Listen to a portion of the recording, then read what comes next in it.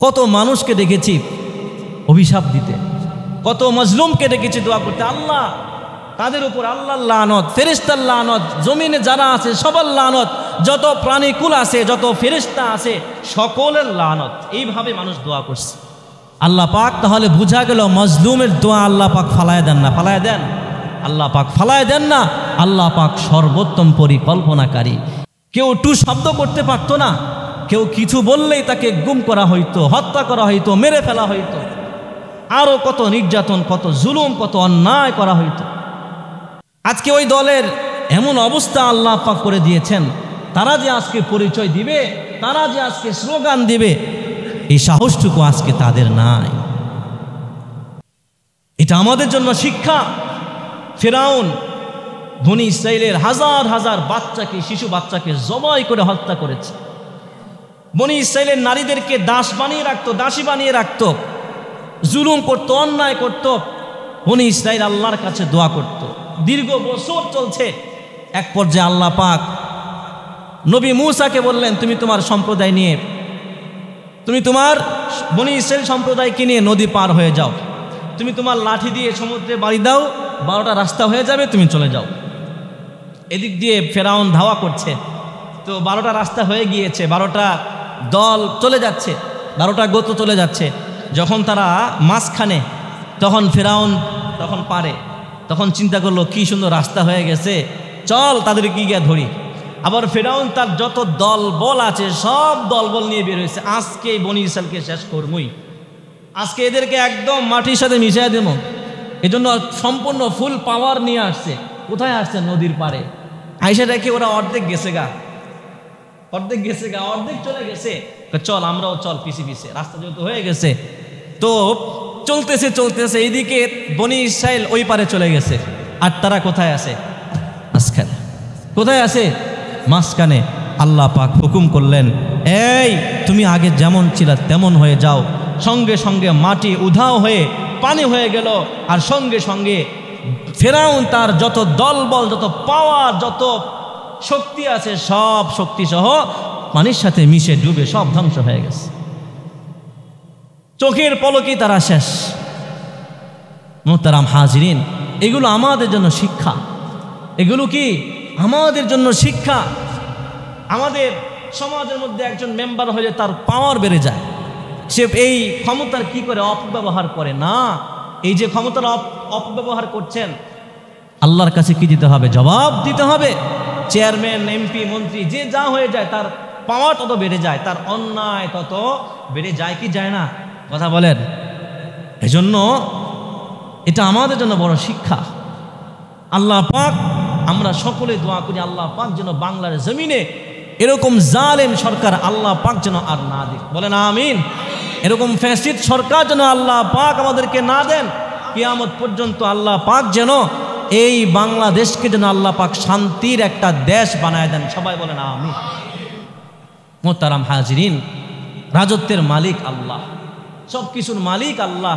আল্লাহ পাক এই কথাও বলছেন এরপরে, ওয়া তুইজ্জু মান তাশা ওয়া তুযিল্লু মান তাশা। আল্লাহ আপনি যাকে চান তাকে সম্মান দেন, আর যাকে চান তাকে আপনি কি করেন? লাঞ্ছিত করেন। আল্লাহ পাক বলছেন, ইদাশ শামসু কুবিরাত, যখন ইসরাফিল আলাইহিস সালাতু ওয়াস সালাম সিংহায় প্রথম ফুৎকার দিবেন, তখন মানুষ আকাশের দিকে তাকিয়ে দৌড়াতে থাকবে, আর দেখতে থাকবে আসমান ফেটে যাচ্ছে, আর দেখবে আশ-শামসু কুবিরাত, সূর্যের আলো চলে গেছে, সূর্য আলোহীন হয়ে গিয়েছে। ওয়া ইদান নুজুমুন কাদারাত, আসমানে থাকা যে তারকারাজি, এই তারকারাজি খসে খসে জমিনের উপর পড়ে যাচ্ছে। এত ভয়াবহ অবস্থা হবে। মানুষ দেখবে পাহাড়গুলো ধুলা আছে না, তুলা আছে না, তুলা তুলা হয়ে উঠতে থাকবে। অর্থাৎ মানুষ আকাশের দিকে তাকিয়ে দেখবে কঠিন অবস্থা, তখন মানুষ আকাশের দিকে তাকিয়ে দৌড়াতে থাকবে, নিচের দিকে তাকানোর সময় নাই। বাচ্চা যে কোলের মধ্যে দুধ খাওয়াইতেছে এর কোনো খবর থাকবে না। আল্লাহ রাসূল বলছেন খুব ভয়ঙ্কর অবস্থা হবে, খুব ভয়ঙ্কর অবস্থা হবে। কিন্তু মানুষ কি হবে না? বেহুশ হবে না। এই তাণ্ডব চলতেই থাকবে, অনেক লম্বা সময় চলতেই থাকবে। আল্লাহ পাক বলছেন এটা দুনিয়াতেও হবে, আসমানে যারা থাকবে তাদের অবস্থাও কি হবে, এমন হবে ফাফাজিআ মান ফিস সামাওয়াত ওয়া মান ফিল আরদি ইল্লা মান শাআল্লাহ। এত কঠিন অবস্থায়ও আল্লাহ পাক ইস্তিসনা করেছেন যে কিছু মানুষ আতঙ্কিত হবে না। কিছু মানুষ কি হবে না? আতঙ্কিত হবে না। আবু হুরায়রা জিজ্ঞাসা করলেন, ইয়া রাসূলুল্লাহ, আল্লাহ পাক যে কিছু মানুষকে বাদ দিয়ে বলেছেন তারা আতঙ্কিত হবে না, তারা কারা? রাসূলুল্লাহ সাল্লাল্লাহু আলাইহি ওয়াসাল্লাম বলছেন, ইল্লাশ শুহাদা, তারা হচ্ছে আল্লাহর রাস্তায় যারা শহীদ হয়ে মারা গিয়েছে। তখন আবু হুরায়রা জিজ্ঞেস করলেন, ইয়া রাসূলুল্লাহ, শহীদ তারা তো তখন মাটির নিচে থাকবে, তখন তো তারা মৃত। হাদিসের মধ্যে আসছে এই যে কিয়ামতের ভয়াবহ অবস্থা হবে, মাটির নিচে যারা থাকবে তারা কোনো টের পাবে না, অর্থাৎ যারা মরে যাবে তারা টের পাবে না। সাহাবা জিজ্ঞেস করলেন, ইয়া রাসূলুল্লাহ, যারা শহীদ হয়ে গিয়েছে তারা কোথায় আছে? মাটির নিচে আছে, তো তারা এটা টের পাবে, আল্লাহ পাক তাদেরকে হেফাজত করবেন? আল্লাহ রাসূল বলেন, হ্যাঁ, এই শহীদরা কিয়ামতের অবস্থা দেখতে পাবে। কারণ কুরআনুল কারীমের মধ্যে আল্লাহ কি বলছেন? ওয়ালা তাকুলু লিমান ইউকতালু ফি সাবিলিল্লাহি আমওয়াত। আল্লাহ পাক বলছেন আমাদেরকে, হে ঈমানদাররা, লা তাকুলু লিমান ইউকতালু ফি সাবিলিল্লাহি আমওয়াত, আল্লাহর রাস্তায় জিহাদ করতে গিয়ে যারা মারা যায় তাদেরকে তোমরা বইলো না মরে গেছে, মৃত। বাল আহইয়াউন ইনদা রাব্বিহিম ইউরযাকুন। আল্লাহ পাক বলছেন না, বরঞ্চ তারা তাদের প্রতিপালকের কাছে জীবিত। ইউরযাকুন, আল্লাহ রাব্বুল আলামিনের পক্ষ থেকে তাদেরকে বিশেষ রিজিক দান করা হয়। আরেক আয়াতের মধ্যে আল্লাহ পাক বলছেন, ওয়ালাকিন লা তাশউরুন, যারা শহীদ তারা কিন্তু জীবিত, তাদেরকে রিজিক দেন কে? আল্লাহ। ওয়ালাকিন লা তাশউরুন, কিন্তু তোমরা অনুভব করতে পারো না। রাসূলুল্লাহ সাল্লাল্লাহু আলাইহি ওয়াসাল্লাম বলছেন ওই ভয়াবহ অবস্থা থেকে আল্লাহ পাক শহীদদেরকে হেফাজত করবে। তাহলে রাসূল যে বলছেন শহীদরা এই আতঙ্ক থেকে মুক্ত থাকবে, তো কেন থাকবে? কারণ শহীদরা তো মৃত না। এটা কে বলছেন? আল্লাহ বলেছেন। আল্লাহ বলছেন তোমরা তাদেরকে কি বলো না, মৃত বইলো না, বাল আহইয়াউন ইনদা রাব্বিহিম ইউরযাকুন, আরে তারা জীবিত, আল্লাহ পাক বিশেষভাবে তাদেরকে রিজিক দান করেন। সুবহানাল্লাহ পড়েন। আরেক আয়াতে বলছেন ওয়ালাকিন লা তাশউরুন, তোমরা বুঝবা না, তোমরা বুঝো না, অনুভব করতে পারো না, কারণ তোমাদের সেই চোখ নাই, তোমাদের সেই সামর্থ্য নাই দেখার। আছে? কথা বলেন নাই। রাসূলুল্লাহ সাল্লাল্লাহু আলাইহি ওয়াসাল্লাম বলছেন তাহলে প্রথম ফুৎকার শেষ, প্রথম ফুৎকার শেষ হবে, এই অবস্থা কিছুক্ষণ চলতে থাকবে। এরপর আল্লাহ রাব্বুল আলামিন ইসরাফিলকে বলবেন দ্বিতীয় ফুৎকার মারো। কয় নাম্বার?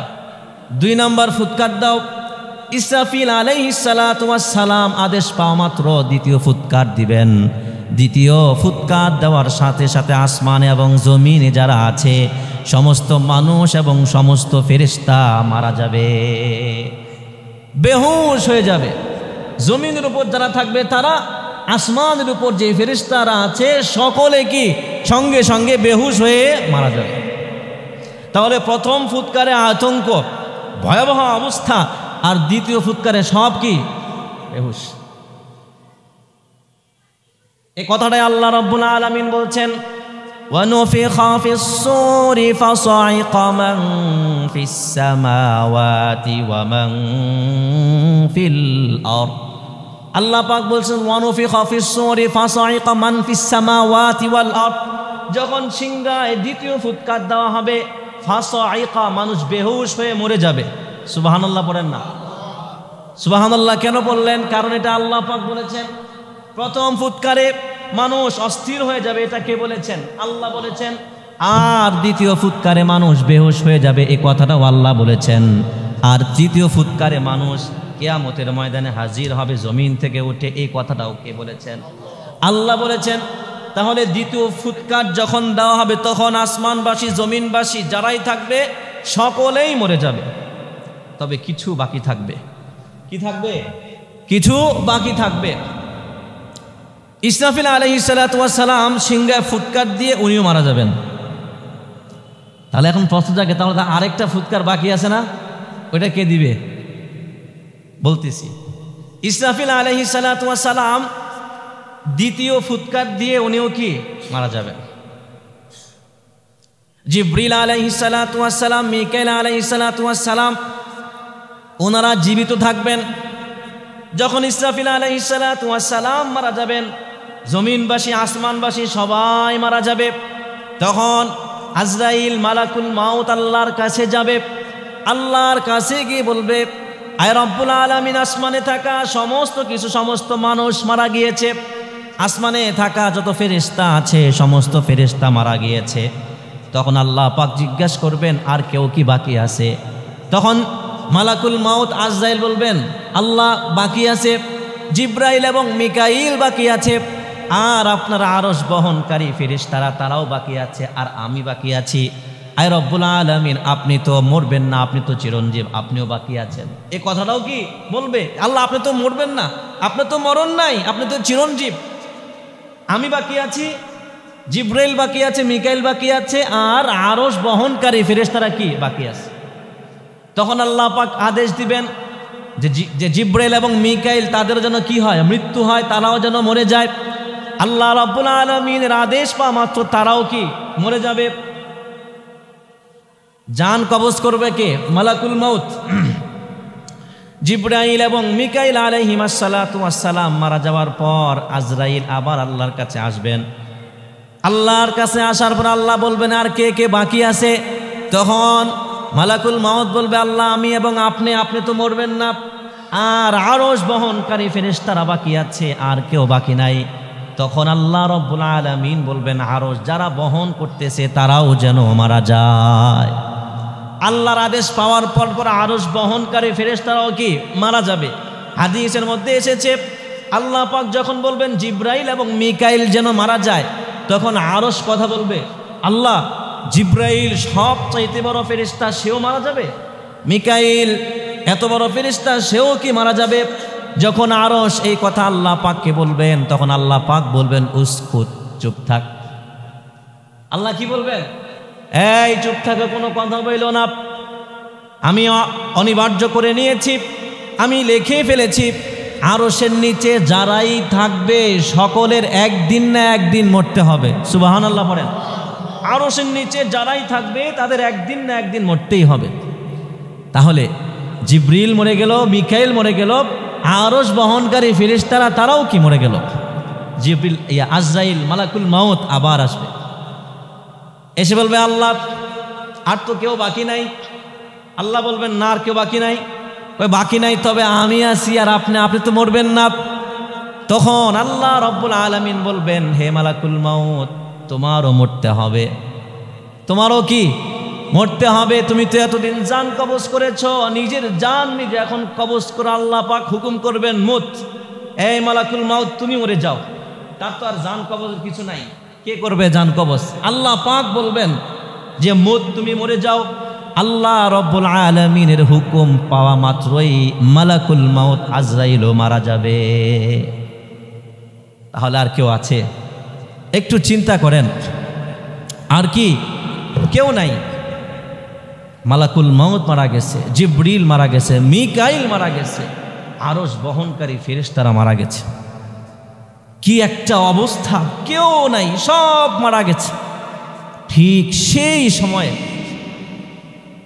সেই সময়ে আল্লাহ রব্বুল আলামিন আসমান জমিনকে গুটিয়ে আল্লাহ পাক তার মুষ্টির মধ্যে এনে মুষ্টিবদ্ধ করবেন। আল্লাহ পাক ইয়াউমা নাতাউইস সামাআ কাতাইয়িস সিজিল্লি লিল কুতুব, এই যে কাগজ আমরা রাখি না, লিখি না, লেখার পর যেভাবে বটি না আমরা এইভাবে বটে ফেলি, আল্লাহ পাক কুরআনুল কারীমের মধ্যে বলছেন, ইয়াউমা নাতাউইস সামা, স্মরণ করো ওই দিনের কথা যেই দিন আমি আসমান এবং জমিন কাগজের মতো গুটি আমার কুদরতি হাতে রেখে দেব। সুবহানাল্লাহ। কেউ নাই, আল্লাহ পাক একা। ওই সময় আল্লাহ পাক ঘোষণা করবেন, ওই সময় আল্লাহ পাক ঘোষণা করবেন। হাদিসের মধ্যে এসেছে, রাসূলুল্লাহ সাল্লাল্লাহু আলাইহি ওয়াসাল্লাম বলছেন, যখন সবাই মারা যাবে তখন আল্লাহ পাক ঘোষণা করবেন, আইনাল জাব্বারুন ওয়া আইনাল মুতাকাব্বিরুন ওয়া আইনাল মুতাকাব্বিরুন আনাল জাব্বার আনাল জাব্বার আনাল জাব্বার। আল্লাহ পাক ঘোষণা করবেন যে আজকের রাজত্ব কার? আজকের রাজত্ব কারো না, আজকের রাজত্ব শুধুমাত্র আমি আল্লাহ। আল্লাহ পাক ঘোষণা করবেন লিমানিল মুলকুল ইয়াউম, আজকের রাজত্ব কার? আজকের রাজত্ব কার? আল্লাহ পাক নিজেই ঘোষণা করবেন, আবার উত্তর আল্লাহ পাক নিজেই দিবেন, কারণ উত্তর দেওয়ার তো কোনো মানুষ নাই। আল্লাহ পাক তখন নিজেই আওয়াজ করে ঘোষণা করে বলবেন লিল্লাহিল ওয়াহিদিল কাহ্হার, আজকের রাজত্ব কেবলমাত্র একক আল্লাহ সুবহানাহু। আল্লাহ পাক বলবেন আনাল জাব্বার, আমি মহাপরাক্রমশালী। আইনাল মুলুক, আইনা মুলুকুল আরদ, জমিনের মালিকরা, জমিনের রাজারা, বাদশারা আজকে কে কোথায় আছো? আজকে কেউ নাই, আজকের রাজত্ব শুধুমাত্র আমি আল্লাহ। ইয়াউমা হুম বারিজুনা লা ইয়াখফা আলাল্লাহি মিনহুম শাই, যেদিন তারা কবর থেকে প্রকাশিত হবে সেই দিন আল্লাহ পাকের কাছে কোনো কিছু গোপন থাকবে না, তাদের কাছেও কোনো কিছু গোপন থাকবে না। সেই দিন আল্লাহ পাক ঘোষণা করবেন লিমানিল মুলকুল ইয়াউম, আজকের রাজত্ব কার? আল্লাহ রব্বুল আলামিন আবার নিজেই ঘোষণা করবেন লিল্লাহিল ওয়াহিদিল কাহ্হার, আজকের রাজত্ব কেবলমাত্র আমি আল্লাহ। আল্লাহ রব্বুল আলামিন এই ঘোষণা দেওয়ার পর আল্লাহ পাক জিবরিলকে, মিকাইলকে, মালাকুল মাউতকে এবং ইসরাফিলকে আল্লাহ পাক জীবিত করে দিবেন। ইসরাফিলকে জীবিত করবেন। ইসরাফিল তো মারা গেছে না, এখন সিংহে ফুৎকার দিবে কে? তো আল্লাহ পাক যখন সে দ্বিতীয় ফুৎকার দেয়, ফুৎকার দেওয়ার পর আল্লাহ পাক তার থেকে সিংহটা নিয়ে নেন। নেওয়ার পর আল্লাহ পাক এখন তো তৃতীয় ফুৎকার দিতে হবে, এখন মানুষকে কবর থেকে উঠাইতে হবে, এখন আরেকটা ফুৎকারের দরকার। আল্লাহ পাক ইসরাফিলকে জীবিত করবেন। জীবিত করে আল্লাহ পাক তাকে কি এই সিংহা দিবেন। সিংহা দিয়ে বলবেন তুমি তোমার যে দায়িত্ব তৃতীয় ফুৎকার, এই তৃতীয় ফুৎকার তুমি দিয়ে দাও। ইসরাফিল আলাইহিস সালাতু ওয়াস সালাম এই তৃতীয় যখন ফুৎকার দিবেন, ফুৎকার দেওয়ার সাথে সাথে জমিনে থাকা যত মানুষ আছে সকল মানুষ আস্তে আস্তে উপরে উঠতে থাকবে। সুবহানাল্লাহ পড়েন। তাহলে আল্লাহ পাক সকলকে মেরে ফেলবেন, সকলের মৃত্যু আল্লাহ পাক দিবেন, আবার আল্লাহ পাক সকলের জীবন দান করবেন, সকলকে আবার আল্লাহ পাক জীবিত করবেন। সুবহানাল্লাহ। এই যে আয়াতটা, এই যে এত লম্বা হাদিস আরো লম্বা, অল্প একটু বলেছি। তো এই যে আল্লাহ পাক সকলকে মৃত্যু দিবেন, মৃত্যু দেওয়ার পর আল্লাহ পাক ঘোষণা করবেন লিমানিল মুলকুল ইয়াউম, আজকের রাজত্ব কার? আজকের রাজত্ব কার? আজকে কে মালিক? মালিক ইয়াউমিদ্দিন, বিচার দিবসের মালিক। এই বিচার দিবসে কেবলমাত্র আমি আল্লাহই মালিক থাকবো, আমি আল্লাহই একমাত্র রাজা থাকবো, আর কেউ রাজা থাকবে না। আমরা ক্ষমতা পাইলে আমরা এটাকে মনে করি চিরস্থায়ী, ঠিকই ঠিক না? রাজত্ব পাইলে মনে করি এটা আমি নিজে অর্জন করেছি। রাজত্ব পাইলে, ক্ষমতা পাইলে আমরা যা মনে চায় তা করি। রাজত্ব পাইলে আমরা মানুষের উপর জুলুম করি কি করি না? রাজত্ব পাইলে মানুষ অহংকারী হয়ে যায়। মানুষ তখন জানে না যে এই রাজত্ব কে দিয়েছে। জানে মানুষ জানে, কিন্তু মানুষ অনুভব করতে পারে না।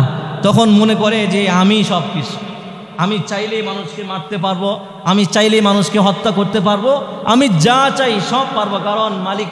রাজত্ব কার? আমার। রাজত্ব কার? মানুষ মনে করে রাজত্ব কার? মানুষের। এই যে মানুষ ক্ষমতা পাইলেই মানুষ মনে করে এটা আমার, অথচ এই ক্ষমতা কে দিয়েছেন? বলেন কে দিয়েছেন? এই ক্ষমতা আল্লাহ দিয়েছেন, আর এই ক্ষমতা আবার নেন কে? আল্লাহ।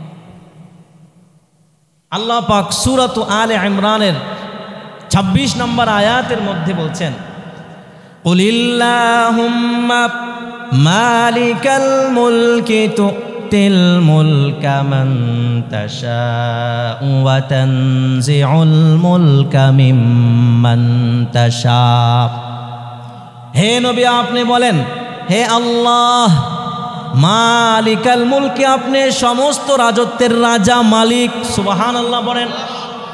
তুতিল মুলকা মান তাশা ওয়া তানজিউল মুলকা মিম্মান তাশা, আপনি যাকে চান তাকে রাজত্ব দান করেন, আবার যার থেকে চান তার থেকে রাজত্ব ছিনিয়ে নিতে পারে। আল্লাহ পাক যাকে চান তাকে কি রাজত্ব দান করেন, আবার যার থেকে ছিনিয়ে নিতে চান আল্লাহ পাক সঙ্গে সঙ্গে ছিনিয়ে নেন। আমাদের চোখের সামনেই আমরা দেখতে পেয়েছি 5ই আগস্টে আল্লাহ পাক রাজত্ব ছিনিয়ে নিয়েছেন কি নেন নাই?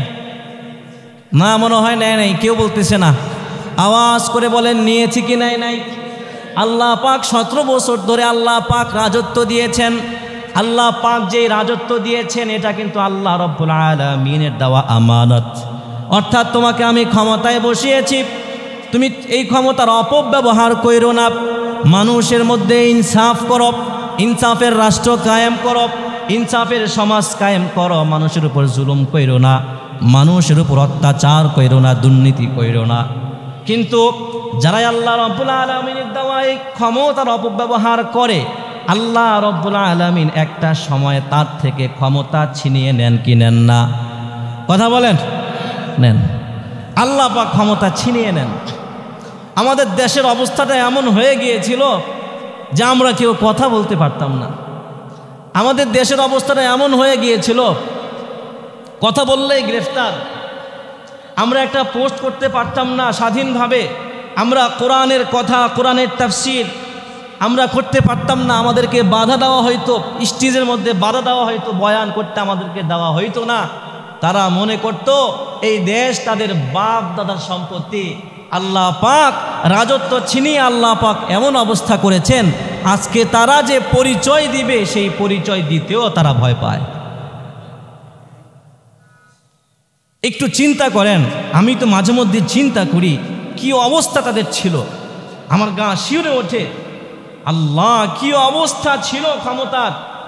কেউ কথা বলতে পারতো না, কেউ টু শব্দ করতে পারতো না, কেউ কিছু বললেই তাকে গুম করা হইতো, হত্যা করা হইতো, মেরে ফেলা হইতো, আরো কত নির্যাতন, কত জুলুম, কত অন্যায় করা হইতো। আজকে ওই দলের এমন অবস্থা আল্লাহ পাক করে দিয়েছেন, তারা যে আজকে পরিচয় দিবে, তারা যে আজকে স্লোগান দিবে, এই সাহসটুকু আজকে তাদের নাই। এটা আমাদের জন্য শিক্ষা। ফিরআউন বনি ইসরাইলের হাজার হাজার বাচ্চাকে, শিশু বাচ্চাকে জবাই করে হত্যা করেছে। বনি ইসরাইলের নারীদেরকে দাস বানিয়ে রাখতো, দাসী বানিয়ে রাখতো, জুলুম করতো, অন্যায় করতো। বনি ইসরাইল আল্লাহর কাছে দোয়া করত। দীর্ঘ বছর চলছে। এক পর্যায়ে আল্লাহ পাক নবী মূসাকে বললেন, তুমি তোমার সম্প্রদায় নিয়ে, তুমি তোমার বনি ইসরাইল সম্প্রদায়কে নিয়ে নদী পার হয়ে যাও। তুমি তোমার লাঠি দিয়ে সমুদ্রে বাড়ি দাও, 12টা রাস্তা হয়ে যাবে, তুমি চলে যাও। এদিক দিয়ে ফেরাউন ধাওয়া করছে। তো 12টা রাস্তা হয়ে গিয়েছে, 12টা দল চলে যাচ্ছে, 12টা গোত্র চলে যাচ্ছে। যখন তারা মাঝখানে, তখন ফেরাউন তখন পারে, তখন চিন্তা করলো কি সুন্দর রাস্তা হয়ে গেছে, চল তাদেরকে গিয়ে ধরি। আবার ফেরাউন তার যত দলবল আছে সব দলবল নিয়ে বের হয়েছে, আজকে বনি ইসরাইলকে শেষ করবই, আজকে এদেরকে একদম মাটির সাথে মিশিয়ে দেব। এজন্য সম্পূর্ণ ফুল পাওয়ার নিয়ে আসছে। কোথায় আসছে? নদীর পারে। আইসা দেখে ওরা অর্ধেক গেছে গা, অর্ধেক গেছে গা, অর্ধেক চলে গেছে। চল আমরাও চল পিছে পিছে, রাস্তা যেহেতু হয়ে গেছে। তো চলতেছে চলতেছে, এইদিকে বনি ইসরাইল ওই পারে চলে গেছে, আর তারা কোথায় আছে? মাঝখানে। কোথায় আছে? মাঝখানে। আল্লাহ পাক হুকুম করলেন, এই তুমি আগে যেমন ছিল তেমন হয়ে যাও। সঙ্গে সঙ্গে মাটি উধাও হয়ে পানি হয়ে গেল, আর সঙ্গে সঙ্গে ফেরাউন তার যত দলবল, যত পাওয়ার, যত শক্তি আছে সব শক্তি সহ পানির সাথে মিশে ডুবে সব ধ্বংস হয়ে গেছে। চোখের পলকেই তারা শেষ। মুহতারাম হাজিরিন, এগুলো আমাদের জন্য শিক্ষা। এগুলো কি আমাদের জন্য শিক্ষা?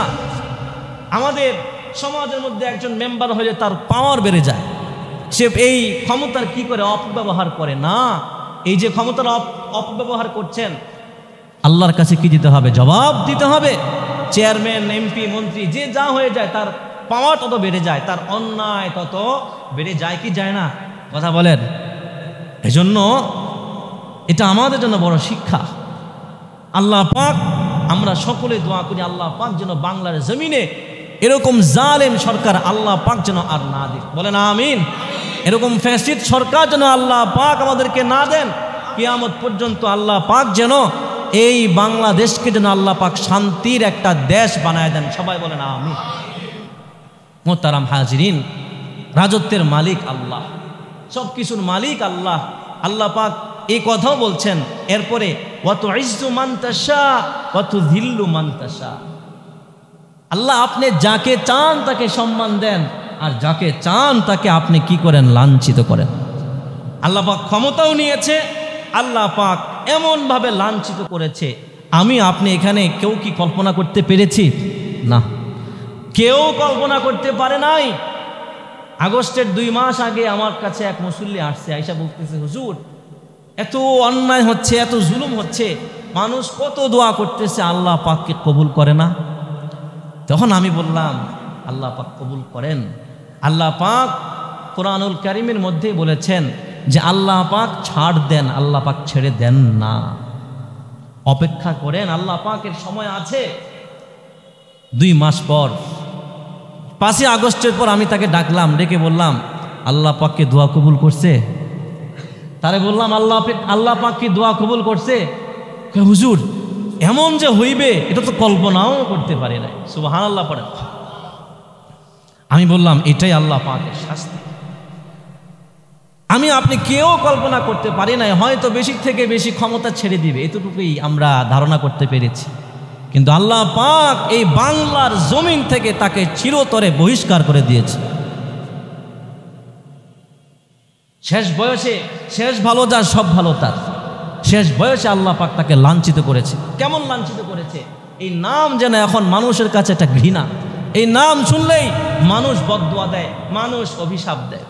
কত মানুষকে দেখেছি অভিশাপ দিতে, কত মজলুমকে দেখেছি দোয়া করতে, আল্লাহ তাদের উপর আল্লাহর লানত, ফেরেশতার লানত, জমিনে যারা আছে সবার লানত, যত প্রাণীকুল আছে, যত ফেরেশতা আছে সকলের লানত। এইভাবে মানুষ দোয়া করছে। আল্লাহ পাক তাহলে বুঝা গেল মজলুমের দোয়া আল্লাহ পাক ফালায় দেন না। ফালায় দেন? আল্লাহ পাক ফালায় দেন না। আল্লাহ পাক সর্বোত্তম পরিকল্পনাকারী। এই যে পাপ করেছে, এই পাপের শাস্তি যে কত বছর দিতে হবে এটা কেবলমাত্র কে ভালো জানেন? আল্লাহ পাকই ভালো জানেন। সুতরাং এটা আমার আপনার, এটা আমাদের সকলের জন্য শিক্ষা কি শিক্ষা না?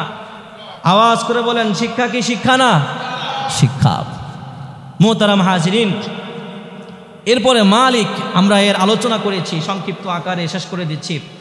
ইয়াউমিদ্দিন, মালিকি ইয়াউমিদ্দিন। ইয়াউমিদ্দিন অর্থ কি বলেন? বলেন, প্রতিদানের দিবস, কর্মফলের দিবস। আল্লাহ পাক সূরাতুল ইনফিতারের মধ্যে বলছেন রাসূলুল্লাহ সাল্লাল্লাহু আলাইহি ওয়াসাল্লামকে উদ্দেশ্য করে, ওয়ামা আদরাকা মা ইয়াউমুদ্দিন সুম্মা মা আদরাকা মা ইয়াউমুদ্দিন। হে নবী, আপনি জানেন কি মা আদরাকা মা ইয়াউমুদ্দিন? ইয়াউমুদ্দিন অর্থ কি? কর্মফল দিবস কি আপনি জানেন? কেমন হবে আপনি জানেন? এরপর আল্লাহ পাক আবার প্রশ্ন করছে, সুম্মা মা আদরাকা মা ইয়াউমুদ্দিন। হে নবী, আমি আপনাকে আবার জিজ্ঞাসা করছি, আপনি জানেন কি কিয়ামত কি? কিয়ামত দিবস কি? এরপর আল্লাহ পাক উত্তর দিচ্ছেন, ইয়াউমা লা তামলিকু নাফসুন লিনাফসিন শাইআন ওয়াল আমরু ইয়াউমা ইযিল লিল্লাহ। ইয়াউমা লা তামলিকু নাফসুন লিনাফসিন শাইআ। ইয়াউমুদ্দিন অর্থ কি জানেন হে নবী? ইয়াউমা লা, ইয়াউমুদ্দিন অর্থ এমন দিন, লা তামলিকু নাফসুন লিনাফসিন শাইআ, কোনো মানুষ কোনো মানুষের উপকার করতে পারবে না। ওয়াল আমরু ইয়াউমা ইযিল লিল্লাহ, সেদিন ক্ষমতা কর্তৃত্ব আদেশ হবে কেবলমাত্র আল্লাহ তাআলা। দুনিয়ার মধ্যে দলীয় লোক যদি গ্রেফতার হয় তখন বলে যে আমার অমুক দলের মধ্যে আছে, সুপারিশ করে কি করে না? সুপারিশ করলে পার পায় কি পায় না? কিন্তু কিয়ামত দিবসে ইয়াউমুদ্দিন, মালিক ইয়াউমুদ্দিন, ইয়াউমিদ্দিনে এটা হওয়ার সম্ভাবনা আছে। এটা হওয়ার সম্ভাবনা নাই, কোনো চান্স নাই।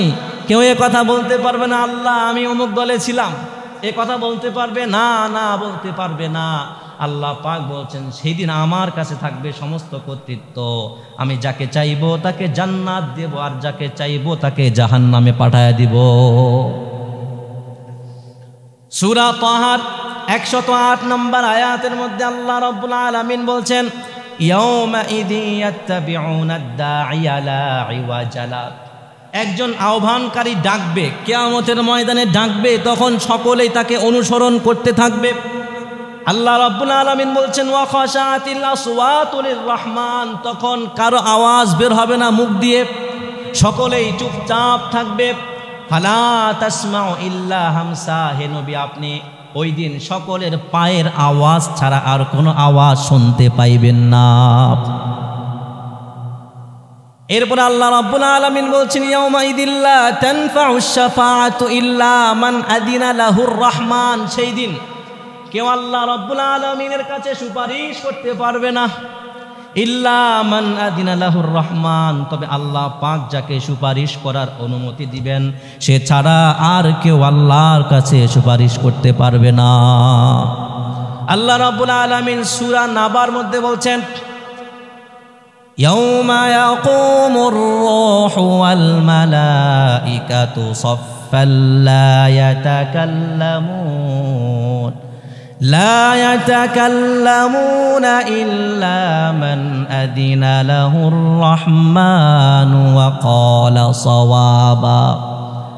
ইয়াউমুদ্দিন কি আল্লাহ পাক বলছেন ইয়াউমা ইয়াকুমুর রূহু ওয়াল মালাইকা, জিবরিল এবং ফেরেশতারা সারিবদ্ধ হয়ে দাঁড়ায় থাকবে।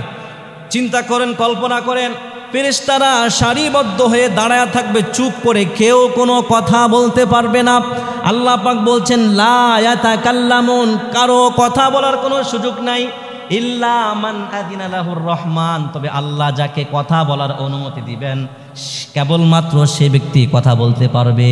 আর আল্লাহ যাকে অনুমতি দিবেন সে সঠিক কথা, সত্য কথা ছাড়া অন্য কোনো কথা বলতে পারবে না। সে যা বলবে ওয়াকালা সাওয়াবা, সে যা বলবে সেটাই কি সত্য। এরপর আল্লাহ পাক বলছেন যালিকাল ইয়াউমুল হক, হে ঈমানদাররা এই দিনটা কিন্তু সত্য। ফামান শাআ আত্তাখাযা ইলা রাব্বিহি মাআবা, আমি আল্লাহ কিন্তু বলে দিয়েছি, সুতরাং তোমরা জেনে বুঝে তোমরা তোমাদের পথ এবং মত নির্বাচন করো।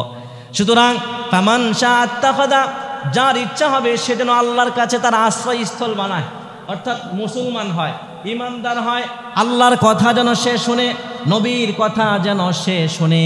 আল্লাহ পাক বলছেন কিয়ামতের দিন খুব ভয়ঙ্কর অবস্থা হবে। আল্লাহ পাক বলছেন ইন্না আনদারনাকুম আযাবান করিবা, আমি তোমাদেরকে নিকটবর্তী আযাব সম্পর্কে সতর্ক করতেছি। ইয়াউমা ইয়ানজুরুল মারউ মা কদ্দামাত ইয়াদাহু ওয়া ইয়াকুলুল কাফিরু ইয়া লাইতা তুরাবা। আল্লাহ পাক সেই দিনের কথা চিত্রায়িত করেছেন কোরআনুল কারীমের মধ্যে। ইয়াউমা ইয়ানজুরুল মারউ মা কদ্দামাত ইয়াদা, এই যে আমি আপনি জিকির করি, নামাজ পড়ি, আল্লাহ পাক বলছেন সেই দিন মানুষ দুনিয়া থাকা অবস্থায় যা কিছু অগ্রে প্রেরণ করেছে সব সে দেখতে পাবে। সুবহানাল্লাহ পড়েন। মুসলমানরা দেখতে পাবে যে আমি নামাজ পড়েছি, আমার নেক আমল, হজ করেছি নেক আমল, কোরআন তেলাওয়াত করেছি নেক আমল, দান সদকা করেছি নেক আমল। মুসলমানরা ইমানদাররা দেখতে পাবে, এই জন্য তারা খুশি থাকবে। কিন্তু দেখতে পাবে না কারা? কাফেররা। এই জন্য আল্লাহ পাক বলছেন ওয়ায়াকুলুল কাফিরু ইয়া লাইতানি কুনতু তুরাবা, কাফেররা বলবে হায় লাইতানি কুনতু তুরাবা, যদি আমি মাটি হয়ে যাইতাম তাহলে আজকে আল্লাহর দরবারে এইভাবে দাঁড়াইতে হইতো না। লাভ হবে? কোনো লাভ হবে না, কোনো লাভ হবে না, কিন্তু কোনো ধরনের কোনো লাভ হবে না, কারণ কাফেরদের কোনো হিসাবও হবে না। বিনা হিসাবে কোথায় যাবে বলেন? জাহান্নামে যাবে। বিনা হিসাবে কোথায় যাবে? জাহান্নামে যাবে। কিন্তু হিসাব হবে কাদের? ঈমানদার মুসলমানদের। তাহলে বিচার দিবস কি? বিচার দিবস হলো এমন দিন যেই দিন রাজত্ব কার থাকবে? আল্লাহ থাকবে। বিচার দিবস কি? বিচার দিবস হলো যেই দিন আল্লাহর অনুমতি ছাড়া কেউ কোনো কথা বলতে পারবে না। দুনিয়াতে আমাদের অনুমতি নিয়ে কথা বলা লাগে, লাগে কি লাগে না? আফসোসের বিষয় হলো কোরআন হাদিসের কথা বলতে গেলেও অনুমতি নিয়ে বলা লাগে। অর্থাৎ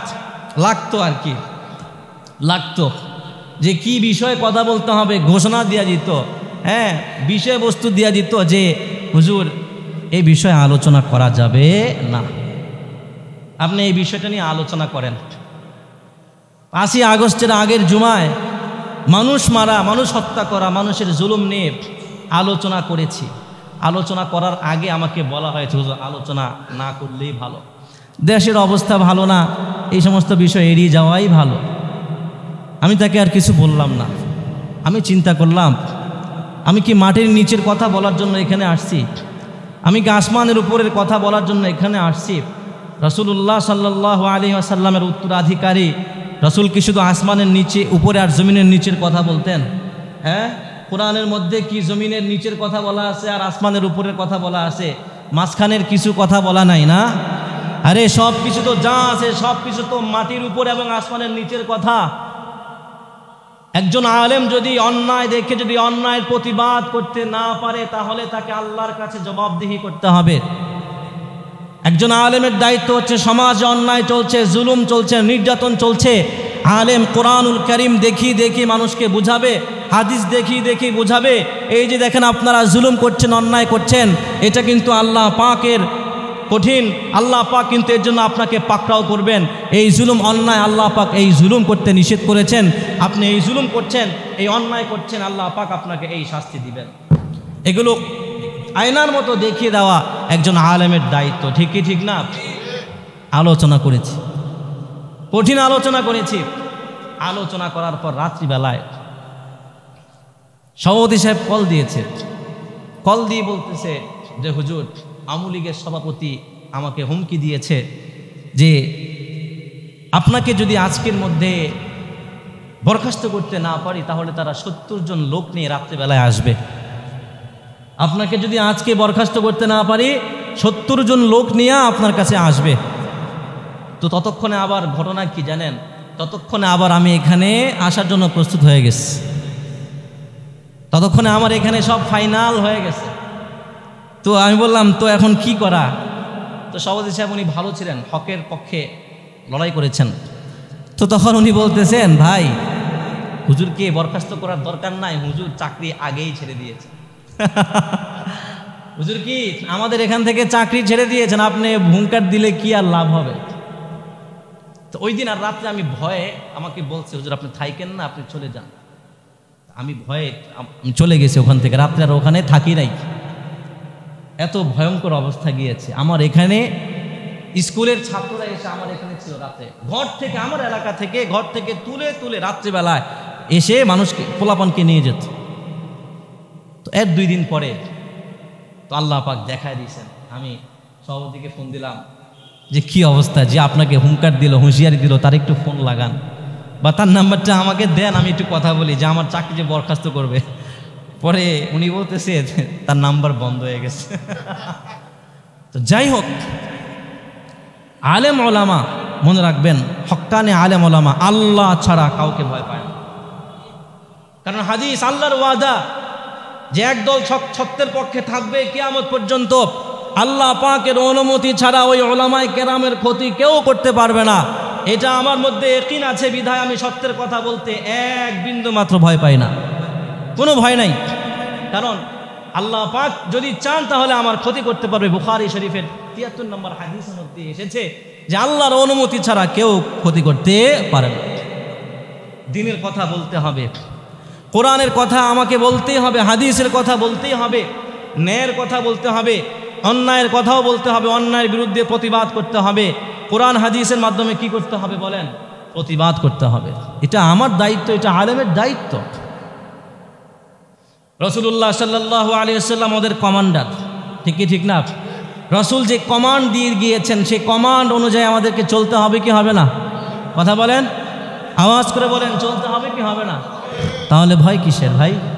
এই ক্ষণস্থায়ী জিন্দিগিতে এত যদি ভয় পান তাহলে ওই চিরস্থায়ী জিন্দিগির ভয় কি আপনার দিলের মধ্যে নাই? হ্যাঁ, আপনার দিলের মধ্যে নাই? কোন ভয়টা বেশি থাকা জরুরি? কথা বলেন, আল্লাহর ভয়টা। আম্মা মান খাফা মাকামা রাব্বিহি ওয়া নাহান নাফসা আনিল হাওয়া ফাইন্নাল জান্নাতা হিয়াল মাওয়া। আল্লাহ পাক বলছেন, যারা আল্লাহর সামনে দাঁড়ানোকে ভয় পায়, জান্নাত একমাত্র তাদের ঠিকানা। সুবহানাল্লাহ বলেন। এই জন্য হকের পক্ষে লড়াই করতে রাজি আছেন তো? কারা কারা রাজি আছেন দুই হাত তুলে আল্লাহকে দেখান। ওই শক্ত প্রাচীর ঘেরা বন্ধুর পথ লঙ্ঘন করে সামনে এগিয়ে যাব মোরা, মৃত্যু জয়ী সত্যের সৈনিক দল, গন্তব্যে গিয়ে ক্ষান্ত হব। ওই শক্ত প্রাচীর ঘেরা বন্ধুর পথ লঙ্ঘন করে সামনে এগিয়ে যাব মোরা, মৃত্যু জয়ী সত্যের সৈনিক দল, গন্তব্যে গিয়ে ক্ষান্ত হব। বিশ্বভুবনে মদের উপমা মোরা ফুল সমতলোয়ার সম,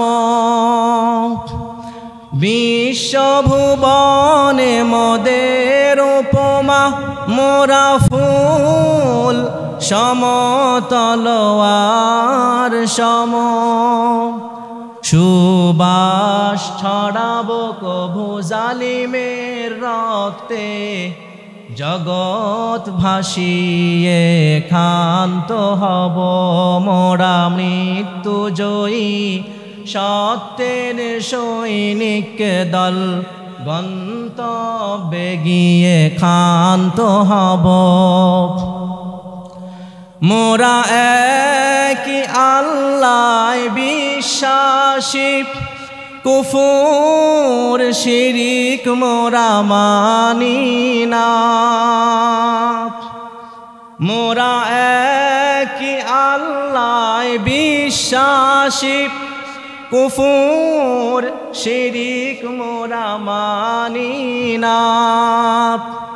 খুদার জমিনে তাগুতি হুকুমত ধ্বংস করে মোরা ধন্য হব মোরা, মৃত্যু জয়ী সত্যের সৈনিক দল, গন্তব্যে গিয়ে ক্ষান্ত হব। রাসূল আমাদের কমান্ডার, কুরআন মোদের পথ নির্দেশিকা। রাসূল আমাদের কমান্ডার, কুরআন মোদের পথ নির্দেশিকা। তুফান আগুন পানি মোকাবেলা করে, যেথায় পাবো সেথায় ছুটে যাব মোরা, মৃত্যু জয়ী সত্যের সৈনিক দল, গন্তব্যে গিয়ে ক্ষান্ত হব। সিদ্দিক ঈমান হায়দারি তেজ, আল্লাহর পথে লড়ে যাব।